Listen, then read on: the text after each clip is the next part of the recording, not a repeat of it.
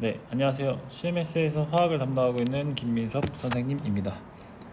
오늘은 과거학 시간이고, 그 상태 변화, 그 다음에 화학 반응의 규칙 파트 강의해 보도록 하겠습니다. 그 지난 시간에 상태 변화 하다가 시간이 좀 부족해서 다 하지 못했어요. 그리고 이 상평형 그림은 하다가 중간에 좀 끊어가지고 다시 한번 하도록 하겠습니다. 자, 우선은 상태 변화 쭉 이어서 가면 요 상평형 그림 요거 다시 한번 그려보도록 할게요. 뭐 상평형 곡선이라고도 하는데요. 먼저 이제 상평형은 상태평형이라고 합니다. 어떤 거냐면 이제 온도와 압력에 따라서 이제 물질의 상태를 나타내는 그래프라고 할 수 있겠습니다. X축은 일단 온도, 그 다음에 Y축은 압력이라고 할게요. 온도와 압력에 따르니까 여기도 온도와 압력. 근데 이제 제목이 여기는 물이네요. 그죠? 물이고 여기는 이산화탄소입니다. 일단 물의 상평형 곡선을 한번 그려보면 물을 먼저 그려볼게요. 그러면 우선 이런 식으로 됩니다. 한번 같이 그려보세요. 자, 이렇게 곡선이 이렇게 생기고요. 이렇게 곡선의 형태가 생깁니다. 우선은 고체가 어디냐면 여기가 이제 고체예요. 고체. 그 다음에 여기가 액체고요. 그 다음에 여기가 기체입니다. 네. 그리고 이제 각각의 곡선의 이름 정도는 좀 알아둘 필요가 있습니다. 그래서 첫 번째로는 액체와 기체 사이의 경계면에 있는 이 곡선의 이름, 이 곡선을 우리가 증기압력 곡선이라고 합니다. 증기압력 곡선. 그 다음에 액체와 고체 사이에 있는 경계면인 이 곡선, 얘를 융해 곡선이라고 합니다. 융해 곡선. 뭐 당연히 고체와 기체 사이의 이 곡선은 그렇죠. 승화 곡선이겠죠. 곡선의 이름은 좀 알아두시고, 자, 그 다음에 이제 곡선이 아닌 뭐 부분은 영역은 이제 고체랑 액체랑 기체 상태로 각각 존재하게 되는데, 그러면 이 곡선 위에 있는 점들은요 항상 이제 두 가지 상태가 이제 공존이 가능한 겁니다. 이제 고체와 액체 또는 액체와 기체 또는 기체와 고체. 그러면 여기는 뭐예요? 여기 가운데는요. 그렇죠? 얘네는 세 가지 상태가 공존할 수가 있겠죠. 그래서 세 가지 상태가 공존할 수 있다. 그래서 얘를 뭐라고 하냐? 삼중점이라고 합니다. 삼중점. 삼중점. 보통 이제 영어로도 뭐 트리플 포인트라고 해서 뭐 T점이라고도 합니다. T점. 자, 기본적인 내용들을 이렇게 정리를 해 보고요. 그 다음에 여기서 알아야 될 것들이 뭐가 있냐면 우선 외부 압력이 어디 있는지 한번 보여드릴게요. 외부 압력이라 함은 뭐 대기압 정도가 되겠습니다. 압력의 단위는 보통 1기압이라는 단어를 쓸게요. 보통 ATM 이렇게 쓰죠. 그래서 보통 1기압이에요. 1기압. 대기압은 1기압이니까 대기압을 그려보면 자, 이렇게 파란색으로 표시를 한번 해볼게요. 얘가 보통 대기압이 1기압입니다. 네. 자, 우리 그리고 온도축 기준으로 한 25도씨 정도로 이렇게 끊어볼까요? 25도씨에서 이렇게 쭉 올려볼까요? 이렇게 쭉 올려보고 이제 증기압력 곡선과 만나는 지점이 있겠죠, 그죠? 증기압력 곡선과 만나는 지점은 여기입니다. 여기 우리 지금 증기압력을 읽은 거예요, 그죠? 근데 지금 외부 압력은 여기 있어요. 외부 압력, 뭐 대기압이라는 게 있어요. 지난 시간에 쌤이 설명했지만 혹시 우리 끓는다라는 거에 대한 정의가 기억나나요? 끓는다? 끓음에 대한 정의? 뭐 우리 초딩들은 이제 보글보글이라고 하는데 맞나요? 좀 너무 초딩 같잖아요, 그죠? 보글보글이 아니라 선생님이 이제 증기압력과 외부 압력이 같아지는 순간부터 선생님이 끓는다라고 했어요. 자, 그러면 지금 외부 압력은 위에 있고요. 증기 압력은 밑에 있어요. 그죠? 지금 외부 압력이 더 큰 상황이야. 당연히 끓지 않겠죠. 그죠?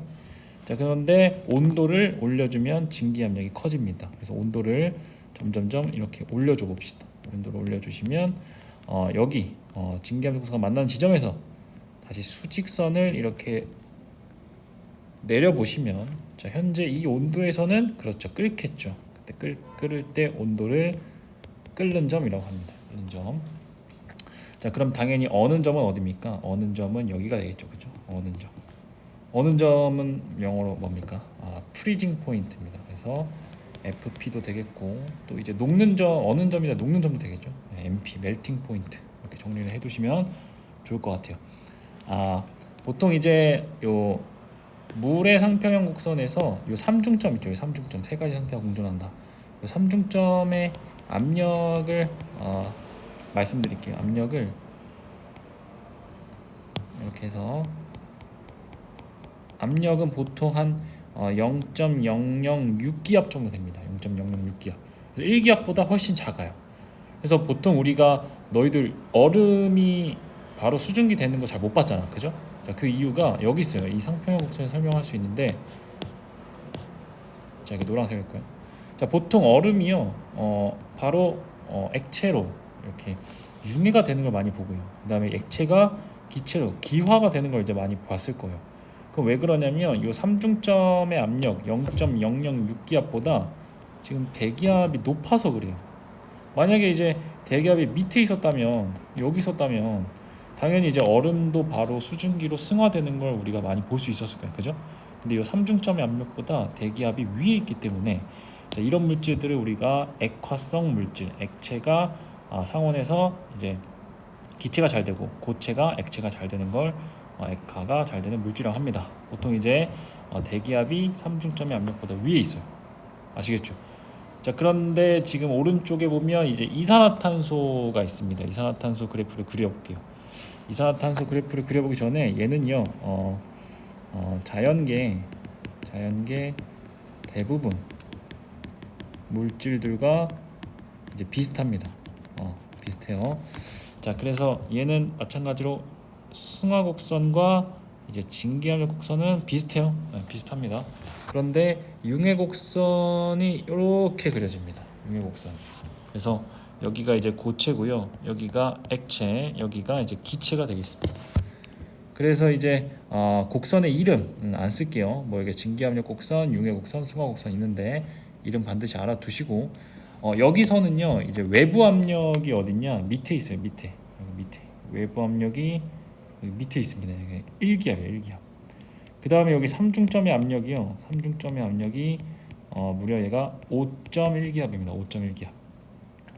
그래서 보통 이제 이산화탄소 같은 경우 드라이 아이스인데요. 드라이 아이스가 상온에서 승화되는 거 많이 봤잖아. 그러니까 외부 압력이 대기압이 여기 있었던 거야. 그래서 고체가 바로 기체로 승화되는 거 많이 본 거고, 만약에 압력이 5.1기압보다 높았다면 뭐 드라이 아이스도 액체가 되는 거 많이 봤겠죠, 그죠? 그 다음에 이것도 액체가 기화가 되는 것도 많이 봤겠죠. 그런데 이렇지 않다라는 건 삼중점의 압력이 대기압보다 컸기 때문입니다. 바로 이걸 우리가 승화가 잘 되는 물질이라고 합니다. 그래서 승화성 물질의 특징은 이 삼중점의 압력 그리고 대기압을 비교했을 때 삼중점의 압력이 더 크다라는 특징이 있습니다. 자, 그 다음에 이제 또 마지막으로 좀 정리해보고 싶은 게 각각의 대표적으로 많이 나오는 현상들이 있어요. 그래프와 관련된 현상들. 자, 그거 세 가지만 한번 정리해 보겠습니다. 밑에다가 자, 이렇게 한번 쓰시고, 자, 다음 현상과 관련이 있는 곡선을 한번 찾아보세요. 자, 세 가지 정도 드리겠습니다. 자, 첫 번째는 이렇게 써볼까요? 자, 높은 산 위에서 밥을 지으면, 높은 산 위에서 밥을 지으면 쌀이 설 익는다. 자, 하나. 자, 그다음에 두 번째는 얼음판 위에서 스케이트를 탈 수 있다. 이거 한번 적어 보시고, 자, 그다음에 마지막은 동결 건조 방법이라는 게 있습니다. 이 동결 건조 방법을 이용해서 만드는 식품도 있어요. 이용하여 동결 건조 식품을 만든다. 자, 이러한 현상들은 각각 무슨 곡선과 관련해 있는지 지금부터 풀어드릴게요. 자, 첫 번째, 지금 쌀이 설 익는다라는 뜻은, 그쵸? 온도가 100도씨보다 더 이하에서 끓는다는 거야. 그죠? 자, 지금 그 이유가 뭐냐면 너희들 높은 산, 그러니까 위로 올라갈수록 외부 압력, 즉 대기압이 높아져야 낮아져요. 그쵸? 외부 압력이 낮아져요. 위로 올라갈수록 외부 압력이 점점점 낮아질 거야. 파란색으로 할게요. 외부 압력이 점점 낮아져요. 그죠? 당연히 끓는 점도 어때요? 당연히 끓는 점도 점점점 낮아지겠죠. 그러니까 올라갈수록 끓는 점이 낮아진다고. 아시겠죠? 그럼 당연히 100도씨가 아니라 100도씨 이하에서 쌀이 익을 수가 있습니다. 그럼 맛이 없겠죠. 그러면 방금 한 요 부분 있죠. 요 부분. 요 부분과 관련된 곡선이 당연히 증기 압력 곡선인 거죠. 증기 압력 곡선과 관련이 있다. 자, 그다음 두 번째, 얼음판 위에서 이제 스케이트를 탈 수 있다라는 건데요. 요거 원리가 뭐예요? 보통 이제 스케이트가 이렇게 있으면요. 자, 이렇게 있어요. 그죠? 얼음판이 이렇게 있습니다. 얼음판 위에서 날이 스케이트가 이렇게 타는 거죠. 그죠? 근데 잘 봐. 지금 요 스케이트 날이랑 얼음이랑 요 접촉할 수 있는 면적이 사실 많지 않아. 왜냐면 얘는요 뭐 아주 날카롭잖아. 그죠? 그래서 실제로 접촉할 수 있는 면적은 상당히 적어요. 그런데 스케이트 날의 무게가 지금 누르고 있고, 심지어 누가 누르고 있어? 사람의 몸무게로 인해서 또 누르고 있잖아. 그죠? 그러면 단위 면적당 작용하는 힘이 커져요. 그죠? 단위 면적당 작용하는 힘이 커집니다. 이게 압력이잖아, 압력. 그래서 압력이 증가하게 되는 겁니다. 그러면 어떤 일이 벌어지냐? 지금 요 물의 상평형 곡선에서 압력이 증가하게 되면 지금 외부 압력이 이렇게 증가하게 되는 겁니다. 이렇게 방금 보셨어요? 외부 압력이 이렇게 증가하게 되는 거예요. 이렇게.